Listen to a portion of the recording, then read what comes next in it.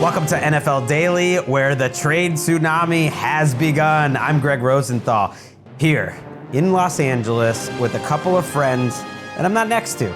Ollie Connolly is in Manchester. Patrick Claybon is actually in the RedZone studio right now in Inglewood, California. And he is telling me it's a terrible idea to tape from there because a tour just walked in as we started taping. Are they still, you're going to have to unmute here for a second, Patrick. Are they still conducting the tour as I throw it to you? Yes, Greg, I can confirm that, Ollie. It's good to see you. Okay, we're going to mute Patrick again. We're going to assume that they don't stay in there just showing the different spots where, Scott Hansen's spittle hit the ground for like 20 minutes and that we can get Patrick into the show. But I mentioned the trade tsunami, Ollie. We weren't sure if we're doing a show today, and I thought, look, the regular season is the next 2 weeks. In the next 2 weeks, we're going to basically get all the news that we end up talking about and reanalyzing for the next 6 months. And I was like, things are going to start happening, and we got some trades, so we're going to ask some big questions about this offseason, and we're going to talk about the trades and the Houston Texans delivered for us. How are you doing post-combine, by the way? I'm doing good post-combine, still digging through the minds of these draft prospects, and I peeked my head above the parapet for like 10 minutes, and trades are going off all over the place. Yes, and I just expect like a slow, steady drumbeat of news all up until next Sunday when we just start going daily. We're going to be live with a lot of shows. Excited to tell you about all our plans for that. But let's talk about those Texans trades right off the bat. So 2 deals. David Montgomery is going from the Detroit Lions to the Houston Texans.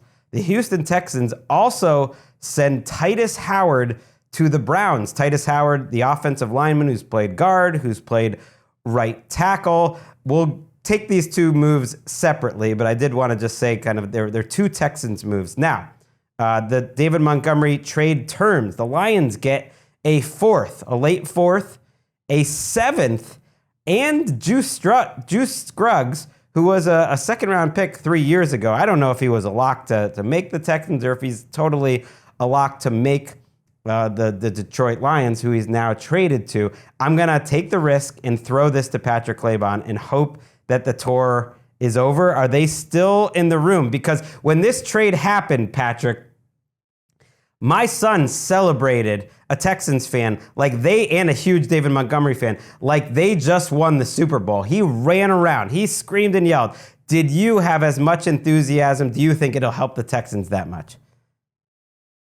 Yes, Greg, confirmed. As I unmuted, and Sarah Riles, our esteemed director, was giving a tour because everybody's got multiple facets here. Everybody does multiple things, and they came through. They got out pretty quick. I mean, the NFL, we don't make enough money on these deals. It's the tour money that actually really locks it in. I guess that's maybe going straight to SoFi if we really broke it down. But what do you think about this? I thought it was a lot for David Montgomery. It's a lot for David Montgomery. David Montgomery's a good football player. Wanted to see him in a nice landing spot where we're thinking about the Houston Texans, because initially the trade is Lions send David Montgomery to Houston. And it's like, okay, that's interesting, because we fought and we scratched and clawed to get the Texans to have some sort of semblance of normal on the offensive line. And Tytus Howard was a part of that at multiple positions. He missed 2 games combined in the last 2 years. And you find out that he's the guy that's going back. And you just wonder what the ultimate plan is, what the run game is going to look like. Because Woody Marks kind of came on late. You get some more explosion with David Montgomery, but there's still these lingering questions, what is the ad now going to be up front to facilitate David Montgomery playing well for the Houston Texans? Yeah, it's bizarre. So Tytus Howard is going to the Browns. That one happened first, and you thought, okay, that's interesting for a 5th-round pick. And then you hear, Ollie, that David Montgomery is going to the Texans for a 5th-round pick. Then 30 minutes later, we find out actually David Montgomery is going to go for more than a 5th-round pick. It's going to be a 4th, a 7th, and Juice Scruggs. And when this happens, it's usually because a team out there in the wilderness saw the deal going down and contacts the team and says, actually, we could do better than that for you. And then the trade terms happen. I think that is what happened here. Who knows who that team, stepping in was, but like it is very confusing to me that the Texans get rid of a guy who I thought was coming off his best season and is getting big time money from the Browns in Titus Howard, and then they hurt their offensive line in theory on a day where they helped to solve their running back problem. Yeah, very strange for the Texans, I think. The second year in a row where they just move on from their most dependable offensive lineman after having a bad offensive line. And it seems like they are really comfortable each offseason just completely resetting the O-line and thinking you can figure out on the fly. And that plan has failed 2 years in a row. So I find that concerning. Even just going and saying we're going to trade some like legit assets, not huge assets, but legit assets for David Montgomery at 29 with 1,500 carries in his career. Oh, and by the way, we've stripped our offensive line back. The teams that would have been out there in the wilderness that you're talking about, Greg, are probably teams who feel they are a complementary back, a 1 or 2 down back a game, away from raising from maybe middling to upper level of offense to push them into the next tier, I would guess. That's just not where the Texans are at. They don't have the foundational pieces even really in place, I think, to maximize Montgomery. And I just think Marks is, frankly, at this point, you could say over the next 12 months, a better overall player. Wow. But you need 2.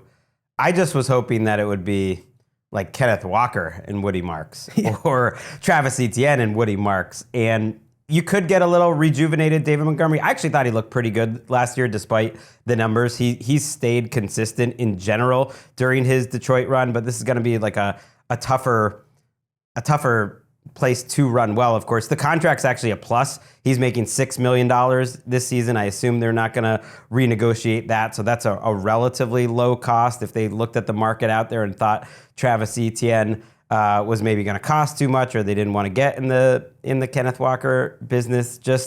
I just wanted a little bit more. But David Montgomery proved me wrong many years ago when I questioned the fact that him and Gibbs, whether he would be that much of an upgrade off their previous regime. And they proved to be like the best 1-2 punch in the league. I do like, just from a fantasy angle too, Patrick, that like when Dan Campbell took over play calling, I felt like the biggest thing he did was like, let's just give Jahmyr Gibbs all the touches that David Montgomery used to get. And Jahmyr Gibbs just went absolutely nuclear the rest of the year. So like more Jahmyr Gibbs as they're about to pay him a lot of money also makes sense. Yeah, it makes sense. The question is, do you want to give Jahmyr Gibbs that volume of carries? Obviously, I think they were at their best when they're sharing carries, and Jahmyr has that opportunity to get those breaks to provide that explosion that makes him so valuable. Where you hope the Lions aren't saying, well, now that we're going to pay Jahmyr, it's just we're gonna grind him into pace. That's not what I want to see, because I want, obviously, the single fantasy season, right? We all enjoy. I would like 6, 7, 8 more years of Jahmyr Gibbs. So it's one of those give and take type things. Yeah, it's tricky too. I just want to see what's behind door number 2. It just feels like a really big push year for the Texans. They also have some big contracts that they have to give out. Will Anderson, that deal is coming soon, but I'm just curious what's going to be behind door number 2 in terms of this offensive line build. Maybe they're close to a deal with Ed Ingram, who was pretty good for them last year and is a free agent guard. Maybe, as our friend Steve Palazzolo speculated, like, is a Trent Williams like level trade coming for Houston where they go crazy? Like, all of these moves at this time of year, you kind of have to wait to see like the final piece.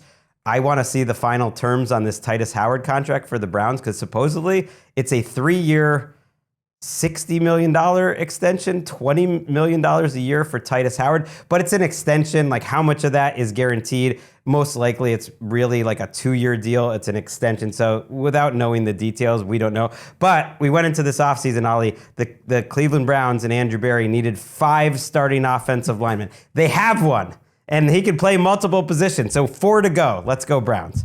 Yeah, the money will be interesting, I think, because they put themselves over the barrel by having 5 spots to fill. He can fill multiple spots. That's, I think, the beauty of trading for Titus Howard, is he can play right tackle, right guard, left guard, has played all 3 in the past season. And I think it's just a dependable one-on-one player, not a star, not a grinder in the run game, but probably an upgrade in terms of just reliability, snap to snap, on a lot of the guys they've had in recent seasons. Yeah, sometimes with these running backs, too, you get a little pop. You're in a new spot. I'm not saying he wasn't like doing his best for Detroit. But it wouldn't surprise me if we see like the very best of David Montgomery for one more season, like a James Conner to Arizona type of year, and that this reflects fine in the long run. All right, let's move on. Jawan Taylor is an ex-Kansas City Chief.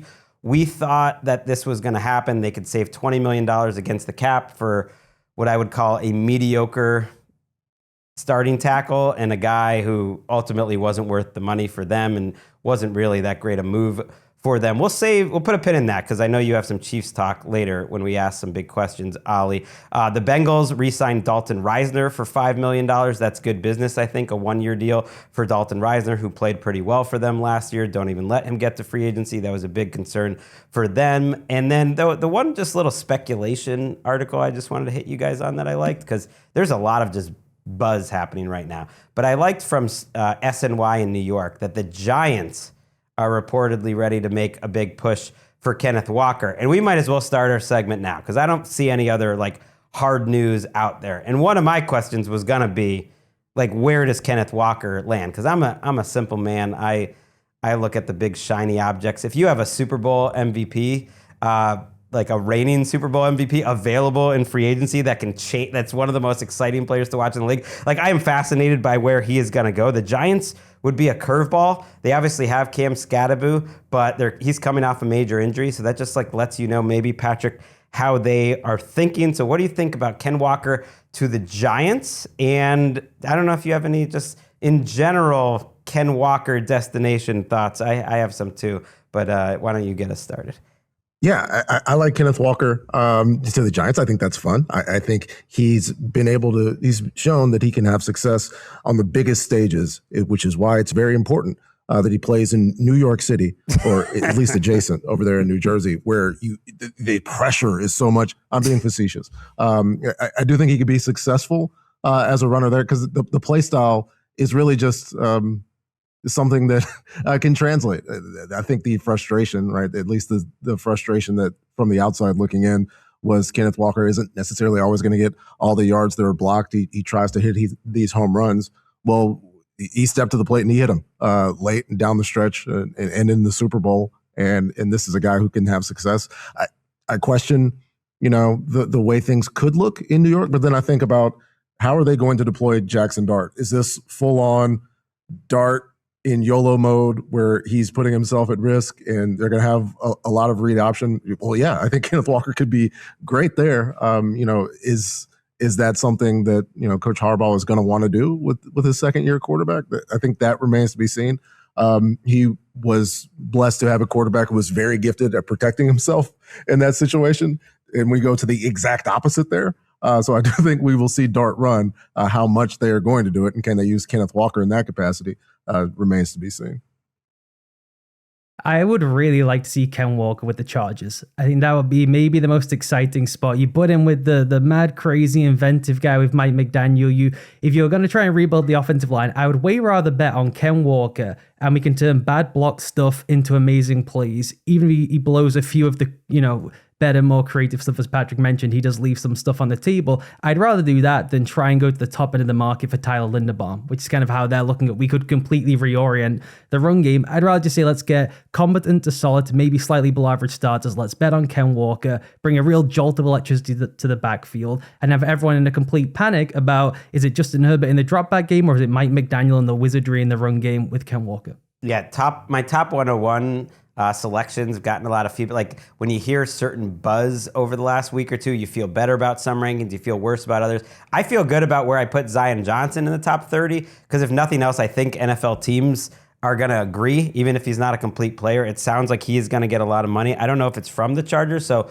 if he leaves and they cut Mekhi Becton, they would have 3 interior line spots to fill. They're kind of like where the Bears were last year. They have a ton of cap space. They're fascinating. I didn't think of them for Walker. That's a great shout out. I think Kansas City would be fun. I think Kansas City's been tied to Travis Etienne. Some sort of home run hitter for Kansas City would be fun. Denver would be fun. And then other ones that just make sense to me of like teams that would actually spend the money it's going to cost. And it sounds like Seattle saw what Kenneth Walker's price tag was going to be and was like, wow, I don't think we can handle this. Washington has so much cap space, and I just feel like I I could see them going for Kenneth Walker. And even though it doesn't really make sense for the Saints, it just seems like a Saints type of move. I could just absolutely, I don't want that for Kenneth Walker, but I could see him in New Orleans. Washington fascinates me. I don't know, who do you like out of those possible destinations the most, Patrick, before I let you I think Washington sounds good. I like the idea of Kenneth Walker being able to get the ball in space with a quarterback that can create and get them those that aren't necessarily drawn up and schemed up. That's the most readily accessible thing in my mind. And I think a healthy Jaden Daniels is going to be able to do that. But also, I do think watching him in Shuck play, Greg, would be fun. In a Saints team that's in contention in the division, it's not like it feels like you've had to apologize to Mickey or felt like pushed towards an apology to Mickey, and now you're running counter to the operation. But that could be fun. It's okay to feel like that would be fun. Okay, that would be fun. That would be fun. I just don't know. I hate the fact that it probably means the end for Alvin Kamara there. I don't know. They just gave him an extension a year ago, so then they take a cap hit. Could he just be the backup? I guess that could be fine. All right, let's move on. Let's move on to our segment, our questions, our big questions post-combine. This can be almost anything, but it's looking ahead mostly to free agency and this offseason, maybe how the combine impacted that. We could have some draft stuff in here, but as we set the table, I just see so much cap space, and I see so many teams that I think are going to have to be ultra aggressive, and I think these trades on Monday, like a week before the tampering window opens, are a sign that we're just going to have a ton of trades, because it just makes more sense to improve your team that way when there's only so many good free agents out there. Ollie, what is your first question you want to throw out? My number one is, how will the Chiefs replenish their offense? Both in maybe trying to find another rotational piece along the offensive line, but then trying to chase fireworks. I think that they're in this really unusual, rare spot for a team who consider themselves in the mid-dynasty portion to wind up with a top 10 pick in the middle of Mahomes' prime. They probably never thought they would get that. They probably don't think they'll ever be in that situation again. And if you just look through the draft board and how it's falling, you can go through the 3 Ohio State guys, Mendoza, one or both of David Bailey or Ruben Bain, and you start knocking out who could go, and you quickly get to a short list of Jeremiah Love, whether he goes early or not, Kenyon Sadiq, whether he goes early or not, Carnell Tate, who could also go higher, or one of Bain or Bailey. So one of those 4 guys is likely going to be available to them. And I just wonder how all in they are in saying, let's go chase fireworks in the offseason. We don't have reliability at receiver. Our tight end is aging. Our running back room stinks. Let's go and chase the through-the-roof prospect on the offensive side of the ball. I love that, but I hate that, free agency comes first. So it's kind of like they're going to have to prioritize like where they see value most and where they think they can get affordable firepower in free agency. And if that's Travis Etienne now, then that kind of crosses off Jeremiah Love, you would assume. But this is such a rare opportunity to have that draft pick. And yet I can't think of a real analog for where they're at right now, because they have Patrick Mahomes, they're always going to be in the middle of their championship window. And yet, man, they have so many needs, I think, on this roster. They have some really great players, too, like outside of Mahomes in Creed Humphrey, and like you have a handful, but they have so many needs, Patrick, because the defense just didn't have like a lot of juice last year, and they have so many of my top 101 free agents that are out there. Jalen Watson, Cook, obviously, at safety. Leo Chanel is a free agent. They just cut Juwan Taylor, which I think made sense, but that opens up another spot. Travis Kelce's getting older. Is Rashee Rice going to be available? It's just like so much stuff. It's really putting the onus on Brett Veach and Andy Reid to kind of like do it again. And it's the hardest part of being great in the NFL. Yes, and what makes that considerably harder is we expect Mahomes to just come back and carry it, but it's going to take time for him to be that version of Patrick Mahomes, which was the most dangerous runner. Like even later stage Patrick Mahomes was the most dangerous runner on this team. Where if it's not Etienne, if it's not Love, like what are they going to do? Like you can't bring this version of Kareem Hunt and have like Isaiah Pacheco clearly isn't it? So there has to be some sort of Love's plan. not getting past the Saints, I don't think, but I don't know. I guess you don't know though. You're right.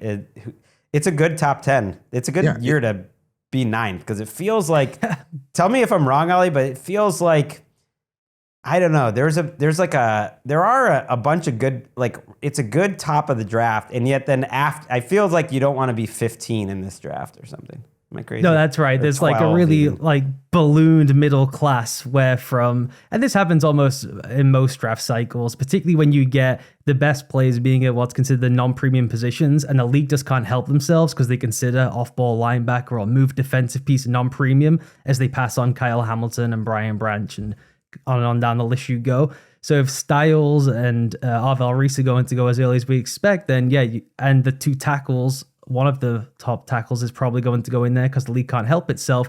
You suddenly will start getting to, will the Chiefs have a crack at either Love or Sadiq? But yeah, you're right. I think from 16 to 44, it's pretty much a wash. There's a lot of like rotational pass rushers. Do we love them? Don't we love them? Receivers who fit certain body types and certain skill sets. So it's kind of eye of beholder by positional tier for a good round and a half.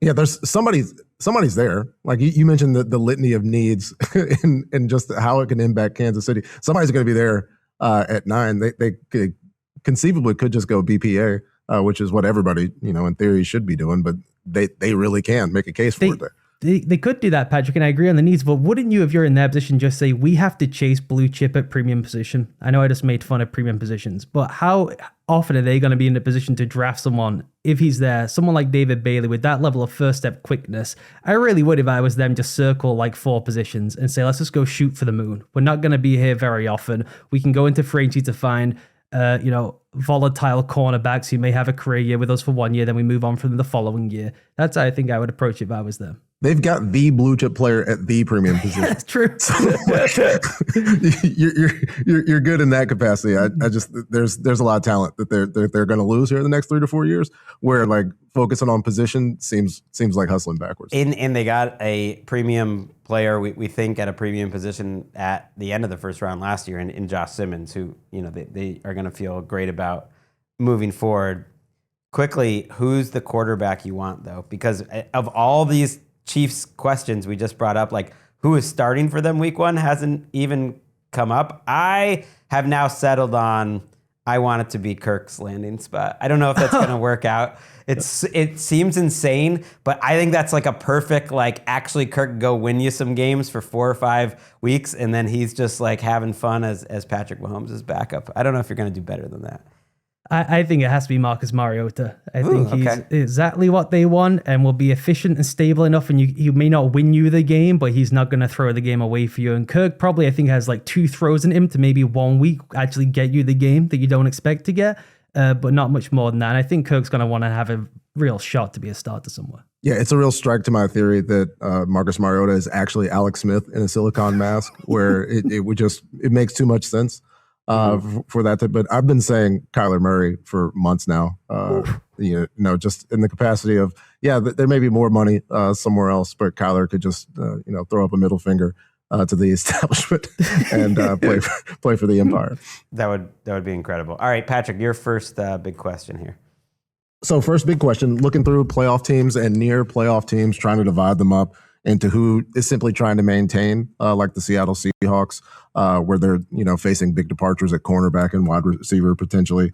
The Rams trying to just keep on to this last few years or however long it's going to be of Matthew Stafford, and you kind of try to put the Eagles there, knowing their capacity to do so, and then the teams that are pushing towards building off of what they accomplished, like the Chicago Bears, the Patriots, the 49ers, potentially the Chargers. Having that opportunity.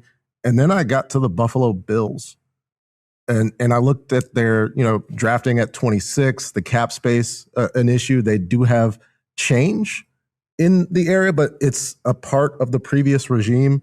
Are the Buffalo Bills maintaining or are they pushing right now?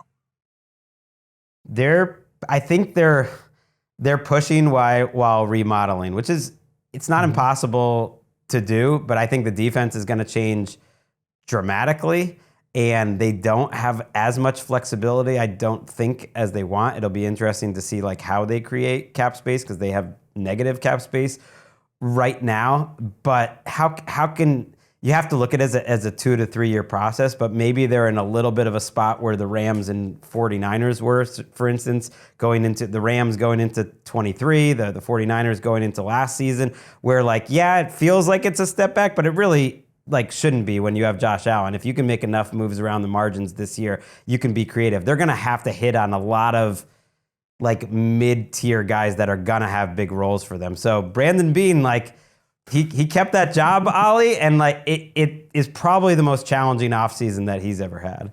Yeah, I don't think it is a 2-3 year process. When you have Josh Allen, you either have a parade or you failed. I mean, that's just the reality of the world they live in. And it's what's tricky, I think, for Beane particularly is they need to completely remodel the defense in terms of the kind of archetypes of players they have for the new scheme that they're going to run. And then on offense, they still have to do the cosmetic surgery, figure out which linemen they're bringing back, what they're doing at receiver, all that kind of stuff. So there's just more on the plate than I think you would expect, as Patrick said, when you walk in with starting healthy in week one of the 2 best quarterbacks in the NFL, and feeling like we have maybe 12, 15 moves we have to nail to really feel good about ourselves.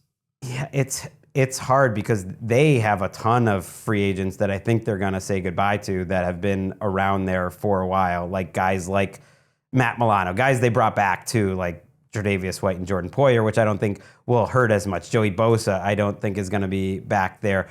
And you're hearing like, okay, maybe they might be in the Shaheed sweepstakes, or they might get in on some of these receivers. And it does just feel like a situation where the salary cap is somewhat real. Not in the sense that they couldn't figure it out to fit everyone in, but that there's just so many more teams with more resources that are going to go over the top for these premium pass catchers or pass rushers, where like I don't see it when people are trying to think like maybe they're a Trey Hendrickson team. Like I don't think they're going to have a chance to go that big. I think they're going to have to look at either a guy on a rookie contract still, whether it's like a Brian Thomas Jr., you just blow someone out the water to go and do that, or you try and chase a distressed asset and hope it's improved, whether it's Jordan Addison, someone like that. Can you steal someone away cheaply? You put them with Josh Allen, everyone has a party, but there's just a lot of work to do without much maneuverability. And in terms of making the maneuvers, because we seen, if you want to go like with a parallel with Adam Peters coming from the West Coast to the East Coast, and then you saw the sequence of events that led to 49ers coming to Washington, where you wonder, like, these partnerships are operating across the league. Like, we have tree proliferation, as well as like these front office relationships where's that coming for Brandon Beane? Carolina has been where it has been coming is from. Is it still? Yeah, I don't. There's been so much turnover now. Like, where is the influx of this capacity of needs before free agency starts? Like, when do these conversations and how do they happen? And you start to wonder, like, oh no, like this feels like it's going in a difficult spot, even more difficult than I initially thought. Yeah, I'm such a wimp because we were been pretty hard on Brandon Beane in this podcast, but then we have him on as a guest, and it's all just playing footsie. Meanwhile, I got Eric probably in the background wondering like, can you ask him why this man has helped to ruin my Januaries the last handful of years? He is really up against it. Let's take a break. On the other side, I mentioned Maxx Crosby quickly. That's a big question for me. Let's talk about where his market may be.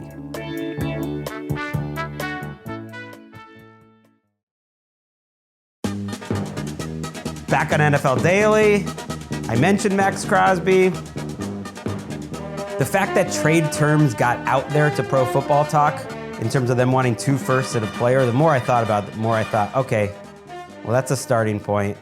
And that's what Shook reminded me on Sunday night's podcast. And that's an indication of a willingness to actually trade. Then on Monday morning, Albert Breer throws out just casually that he thinks this deal can and it sounded like probably will happen. He thinks it could happen this week, that it's very sensitive all around because Maxx Crosby doesn't want to be seen to be wanting out. Mark Davis doesn't want to be seen to wanting to trade their best player. There actually is a lot of mutual, I think, appreciation. And if he stays there, it's not the end of the world. But in terms of their team build and where he's at, in his age, it might make sense, and he could join a team that's more ready to win. And then Breer has a list of spicy teams that are monitoring the situation, that are engaging with the situation. I love this list.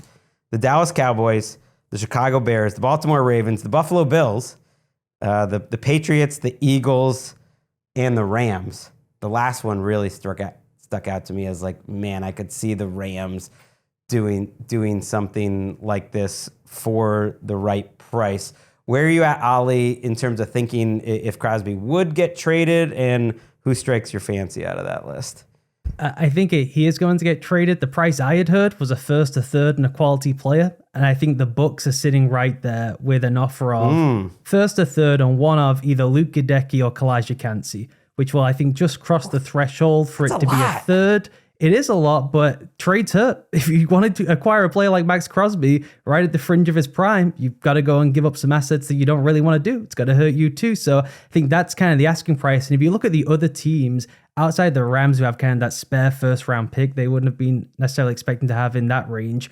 It's hard to find a comparative player to someone like a Gadecki and Kancey at that age with that talent, where then it does become 2 1s and a 3, and that just feels really rich for a bunch of teams on that list, particularly someone like the Patriots, who've had so many misses in the draft that you just can't bring in another expensive veteran and give up that kind of future capital, I think. So the Bucs to me feels like the easiest landing spot for everyone involved.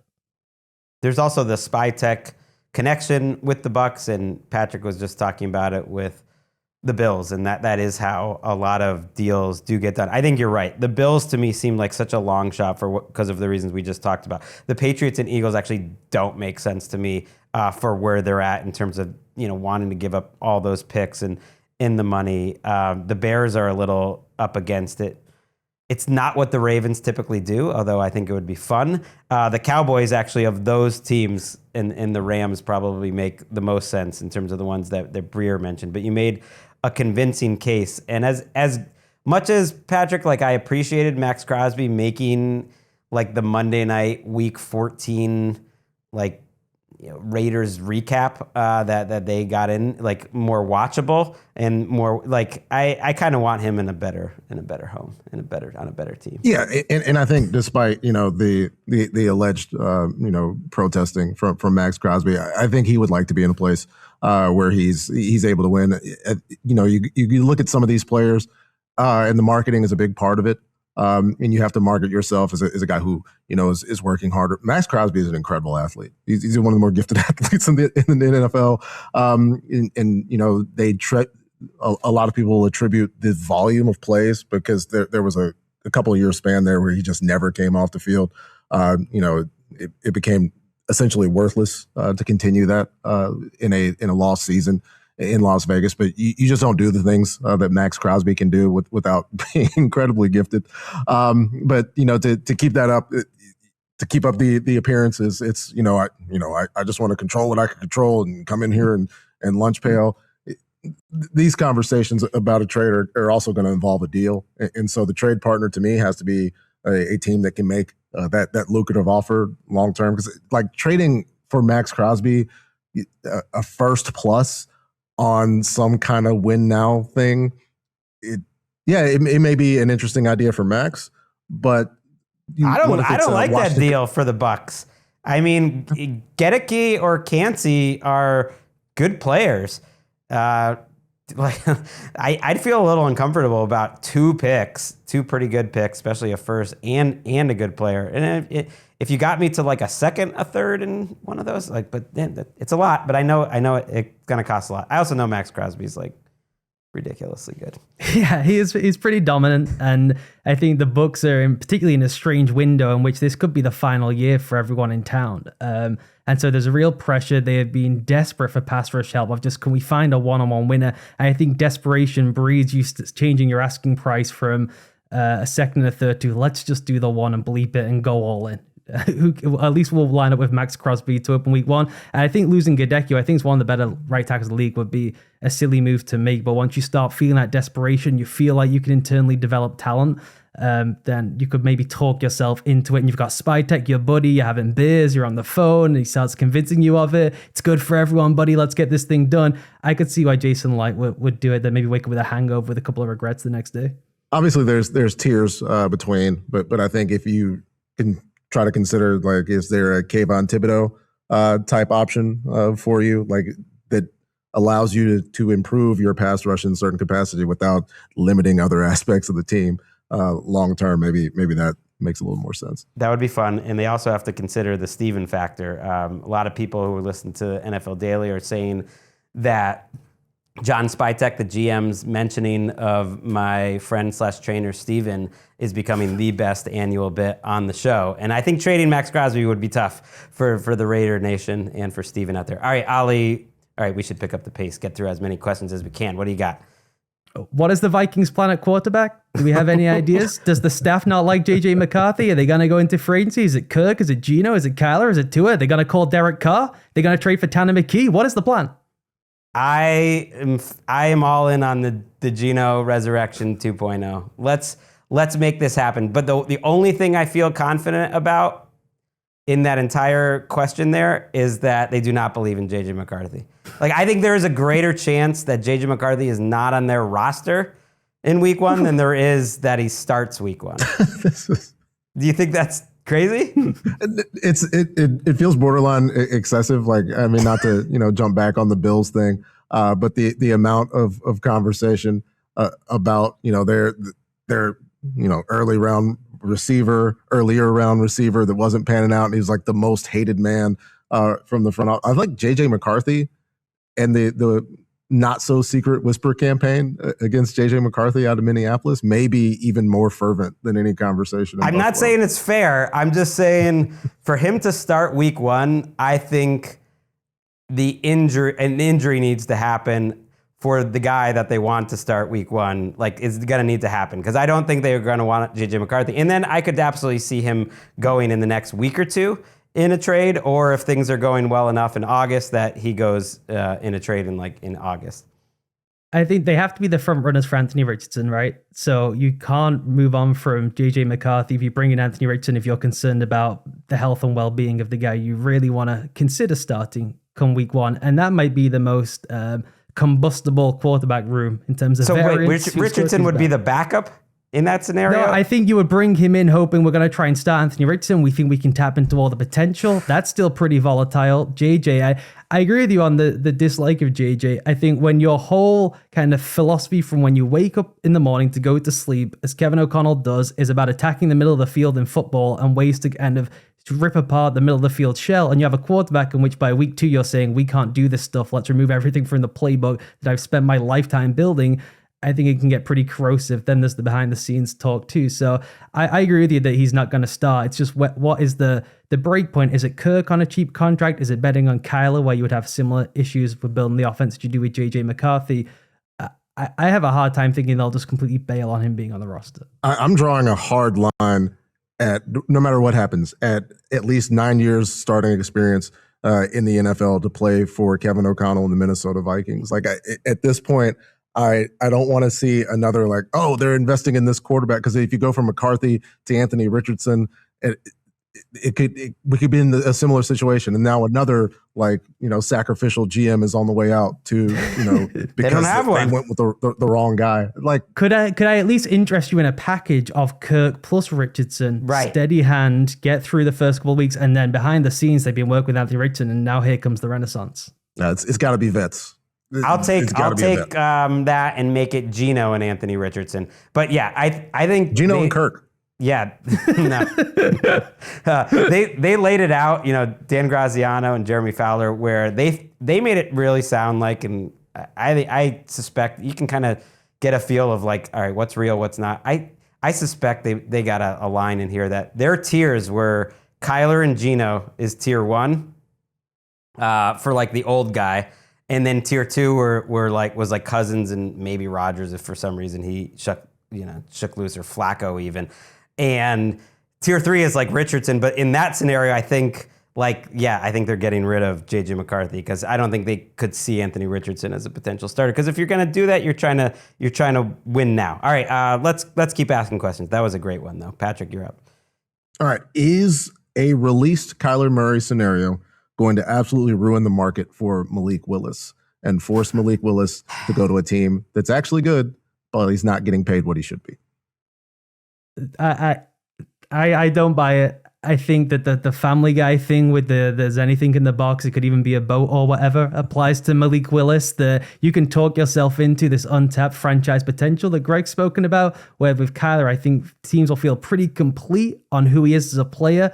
And it's kind of where they're at in their kind of development arc. That if they want to maybe hang around, win 9 games, maybe squeak out a division in a bad division, they'll bring Kyler on board. But if they're shooting for the moon or it's a rebuild, the Vikings being a good example, if it's the Dolphins or Cardinals, these teams who are in that rebuild stage, then you want to shoot for the moon with Malik Willis and then figure the rest out later, I think.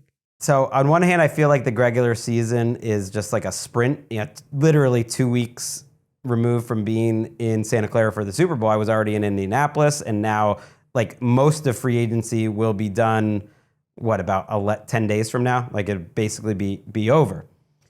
And yet, despite that short timeline, I feel like the Malik Willis stock, I'm now a little worried, like who is the team that's actually going to give him the big money? I think he's going to have a plenty good market, Patrick, to kind of answer that question, and I think he'll have a better market than Kyler, but it wouldn't surprise me either, and it doesn't matter to me that much whether he gets $37 million a year or $22 million a year, but he might settle in like a little closer to somewhere between Justin Fields and maybe Geno's contract of last year, and it might be closer to the Fields portion because I guess if Miami isn't going big money-wise on him, and maybe they're just staying quiet, but then I'm not sure who will. Arizona is to me the most likely and makes the most sense to me. I don't know. He's got to be playing football this year. I feel pretty good that he's going to be a week 1 starter, which is all I really want to see. Yeah, and with the proliferation of the tree, there's a lot of places where he could go. I know we've talked about Kirk Cousins in one spot, Michael Penix Jr. coming back from another injury. Mm-hmm. I think that would be a fun circumstance. We're hearing Jimmy G as the potential starter for Mike LaFleur in Arizona. Can we discuss this, Gregg? Why? You can discuss whatever you want. I mean, Ollie just covered his face. A LaFleur, Hackett, Garoppolo brain trust leading you into week 1. Because if there are Geno skeptics out there, like significant Geno skeptics, which with good reason, because like a morose season in Las Vegas should be deleterious to your long-term viability, then are we forgetting the Garoppolo experience where Devontae was screaming on the sideline on Netflix that get them out of here before he's dead? I agree, and I've been heartened that like in that ESPN article that there's actually some talk. Well, people thought Geno, which I agree with, was as terrible as it was last year. The situation was so bad, and if you watched it, like he's turning 36 years old this year, but that I actually get the feeling that Geno might be atop this sort of reclamation project pile and might have a decent market assuming the Raiders do cut him and don't find a trade for him. I love Geno as much as anyone, maybe not as much as you. That is such shameful either analysis or agent talk to pretend like last year was not as bad as it was. He was awful last season. He couldn't see the field. He just threw the ball up in hope. I know he was worried about getting hit. And I'm not a huge Kyler Murray believer, as a bridge starter, but to not have Kyler, given what he's capable of ahead of Geno Smith, would just be a dereliction of executive duty. I think they're both going to be starting week 1, but I appreciate having a different viewpoint because I think that's healthy on this show. The 49ers are a team I just wanted to bring up. Like, what's their big move? If I had to rank like the most fascinating teams this offseason, they are right near the top. I just think they're always in the mix, but they've gotten close so many times. John Lynch was reportedly like close to retiring at one point. They have a ton of cap space. They also have Trent Williams, Fred Warner, and Nick Bosa kind of near, I'm not saying Fred Warner's near the end of his career, but these are highly paid players who have had injuries, who have been out, and it just feels like you have the 2 best Goliaths in your own division, and like it's go time. This is a team that's been ultra aggressive over the years, and it's just a thought exercise of like, what's their ultra aggressive move? Could it be Hendrickson? I don't think John Franklin Myers qualifies, but he's been connected to them. I've seen that could be part of a defensive line rebuild. Could they be a team that gets into the receiver market because they really need a wide receiver? whether that's like moving up in the draft or whether it's AJ Brown or DJ Moore. I'm just kind of fascinated by a team that is absolutely sick of not winning the Super Bowl essentially and feeling like, yeah, like let's freaking go this year. Like what are the 49ers going to do as their like big move? I'm not sure if either of you have any just like grand ideas of what you see. Yeah, the number one thing I would do is I would call the Jets and I would try to talk them into the 33rd pick for Mac Jones. Then I would take that pick and I would package it all around and I would call everyone for the best players in the NFL. I would call about Maxx Crosby, which I think they're in for. I would call about Jalen Waddle and find out if the new infrastructure in Miami is into Jalen Waddle. I would call about Brian Thomas Jr. I think that's the approach they should take, is if we're going to go onto a 2-year timeline, essentially, having Mac Jones as a quality backup is awesome for us. But if we can look at this market where it's Geno and all these guys, and teams talk themselves into the reclamation of having seen Sam Darnold, Baker, and Daniel Jones and on down the line, what can we extract from Max Jones to then turn into either Crosby or Brian Thomas or a real blue chip player?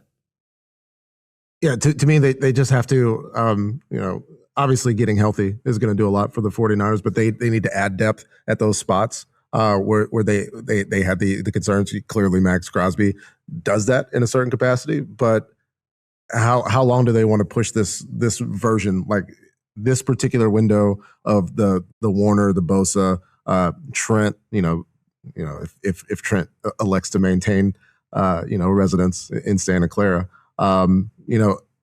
how long are we, well, one more year, they're all coming back. So, let's go. So then, go. But not to stop it at rookies and draft picks. Like Ollie said, swing for fences, like have ETN backing up CMC, get out there. Like they could be a Mike Evans team. They could be a Jalen Phillips team. There was reporting from The Athletic that maybe the Mac Jones market wasn't, what they hoped for. To me, it doesn't. I don't think Mac Jones is going to have much of a market, just because I don't think there's enough of a difference between him and these other guys that we're talking about that'll just be freely available. But if you're swinging and say Kevin O'Connell really likes Mac Jones, you could turn it into Jordan Addison, and then maybe you don't want to get involved with the off the field stuff after all the receiver stuff you've just dealt with, but you could give it a swing. If you're talking about big swings, like let's just do it. Let's build a package. You send us a 4th or 5th round back. You send us Addison. Maybe he's now on the team by week 6, but we're swinging here, Greg. You asked us for big swings. Let's go. I appreciate that. It would be delightful if they replace the guy who did an Instagram of like driving 100 miles an hour past the stadium with another guy who's been arrested a couple times for driving. But you like pair that with the signing of Mike Evans, all of a sudden it's like, well, this is just kind of a moonshot if it goes well or not. Yeah, I really wanted to point them out, especially just as like watch this space more. I don't know if you guys hear the police sirens in my background, but I guess they think it was a bad question. Just watch this space. I think they're going to be one of the main characters of the next couple of weeks. I'm not sure even who's up next. Let's go, Ollie. What is Trey Hendrickson's market? We've kind of talked about him in a couple of landing spots there. It feels like for a guy who was second in Defensive Player of the Year voting a year ago, it's not as though he's like the runaway favorite for a monster contract. And it seems like the board is set where teams are going to try and trade for Maxx Crosby, or the teams who can't make that work are going to start looking at Trey Hendrickson, or have to decide for one or the other. I wonder, Greg, how you stack it up between trading multiple picks for Maxx Crosby versus Trey Hendrickson, who on a per snap basis, at least the last 2 seasons, has been a pretty close facsimile of what Crosby gives you. I think Crosby is a better all-around player by a decent distance, but pure pass rush, get off and go, it's pretty close, and the contracts are probably going to wind up being somewhat similar. Yeah, I think you won't even have to pay as much for Hendrickson in the end, like not that much guaranteed money, certainly not past year 2, maybe not even a fully guaranteed 2-year contract. I think because of his age and coming off of an injured year, it's going to be something like 2 for 50, 2 for 60. Like it'll be plenty. He'll do well. It's not going to be like a long-term deal, but I'd always rather do that. And I think there are enough intriguing pass rushers at the top of this market. I know Odafe Owe is not nearly the same player, or Boye Mafe and Jalen Phillips is somewhere in between, but I'd still rather do that than give up big picks. So I don't think his market's going to be like quite as good. People are going to be blown away when some of these offensive linemen get as much money as Trey Hendrickson. I think the positional value gets it to a place where if it's Buffalo, like, and they've maneuvered enough to have some space, teams that miss out on Maxx Crosby, like it's a good backup option to have Trey Hendrickson being able to get out there, and I think you're easily north of 20. They do all kinds of math, lies with the APYs, but we can get up north of 20. To me, I guess it's whether he's confined to the tier of like the contenders who want to try and get an A+ player if healthy, or it's more the middle band guys like the Bears who are happy to overpay because they think it can push them into a different tier. And it feels to me like the conversation is mostly around the Niners, the Bills. Can they maneuver cap space so the Patriots consider themselves a legit force?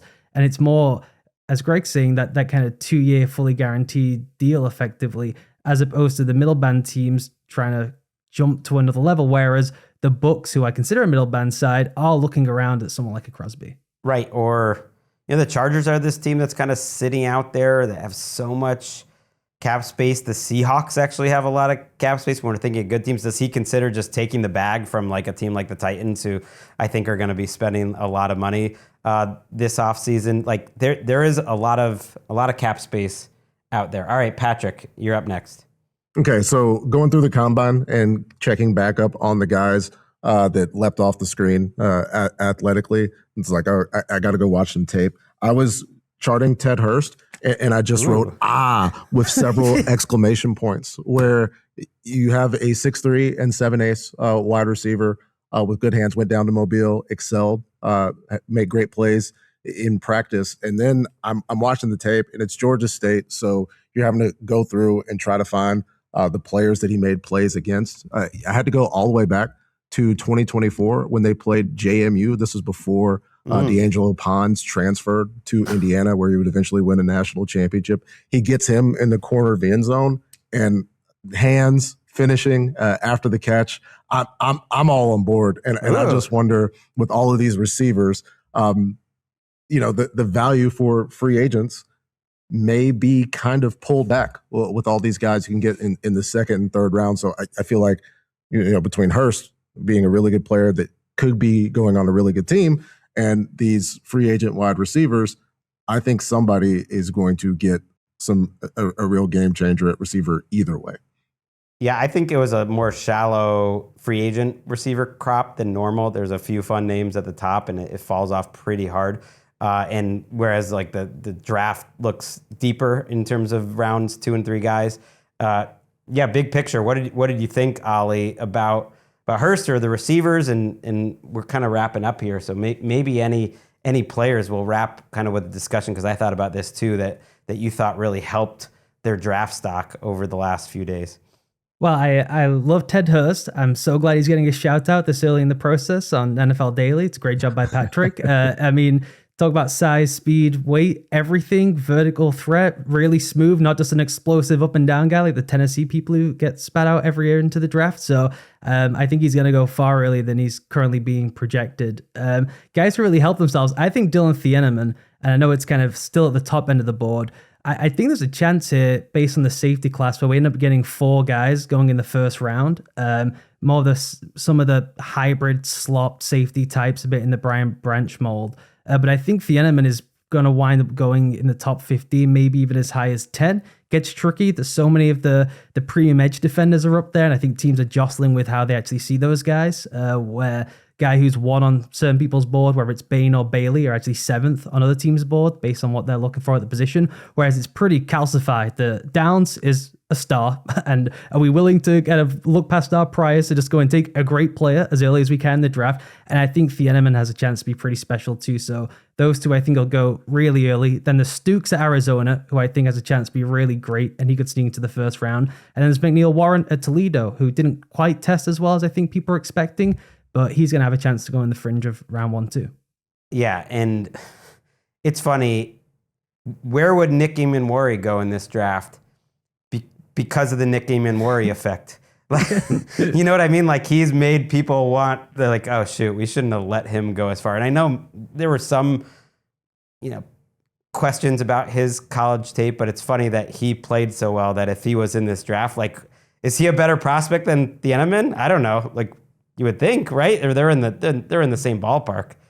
Well, you get into that range where I think the ability to put force into the ground and move at 205 versus 215, like those 10 pounds around that 200 pounds, like those are a significant difference where you kind of have Eman Worry and Kyle Hamilton in this particular class of player where Downs or these Tianmin or these guys who have more capacity to be deep in the, like if you look at Tianmin's time at Purdue where he's playing more free safety, he's in the backfield running around making plays back there, where at Ohio State with the pass rush that they had, to get a really good football player involved in the game, you had to have Downs more in the box. And it's like, well, Caleb Downs is a box safety. No, like I think he's better in the back end. So like you have these really good free safeties in this class versus I don't think there's an Eman Worry or Kyle Hamilton here. And those guys, you just may have to wait like every 2 or 3 years before you get a type of player like that, where teams are going to try to force feed like we did for Randy Moss and Calvin Johnson. Like anytime you had a tall, fast guy, it's like, oh, that's this guy. No, those guys aren't around a lot. Yeah, I thought you said something interesting to me on text too, Ollie, which is that, look, Sonny Styles, like his workout was insane, but maybe the league are like, I was thinking, does this make it so that he could be in that top 5 mix? And you thought like the teams, I think, were there on him already, that there was disagreement maybe between David Bailey, Arvell Reese, Sonny Styles, but he was, even though he's an off-ball linebacker, he was already looked at a guy that could go as high as, who knows, like as high as possible.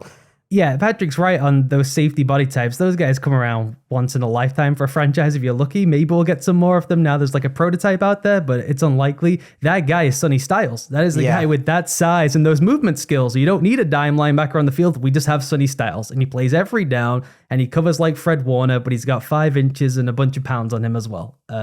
So the combine for the teams, they've had all these measurements for as long as they want. They've also got them from the Senior Bowl. It's mostly cross-offs. It's medical stuff. It's like one really bad meeting and they go back to the notes. Maybe there's some thresholds they have where they cross guys off, but they're crossing off and guys move up a few spots. They don't have the kind of media side jump where a guy goes from 36th on their board to 18th or something like that. So that's it for our big questions.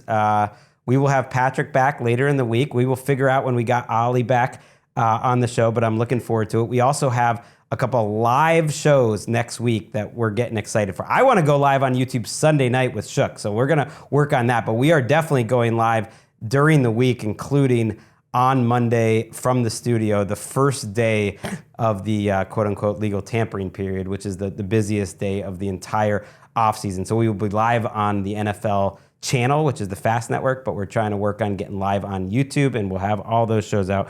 I am really excited for that. One other just tiny news item that I wanted to mention is Donovan Ezeraku had hip surgery and may not be ready for training camp, and that's not an injury you want to see for literally anyone. And he had such a great end to his rookie year, and it gets me to one question I left unasked today, which is like, what are the Cowboys going to do with all this cap space that they just freed up? It sounds like actually the Cowboys are going to be pretty active. They need a lot of help on a lot of defensive positions, but we'll talk about that throughout the week. Let's hit the music. Let's get out of here. Sorry, guys. Patrick, no more tours came through the stage 5, by the way. We're all saying just me and this cutout of Scott Hansen. Oh, wait, that's stage 4. Stage 4, the Scott Hansen studio. Thank you to Ollie. Thank you to Patrick. We will be back in the feed on Tuesday with 40s and free agents. Me and Daniel Jeremiah will see you then.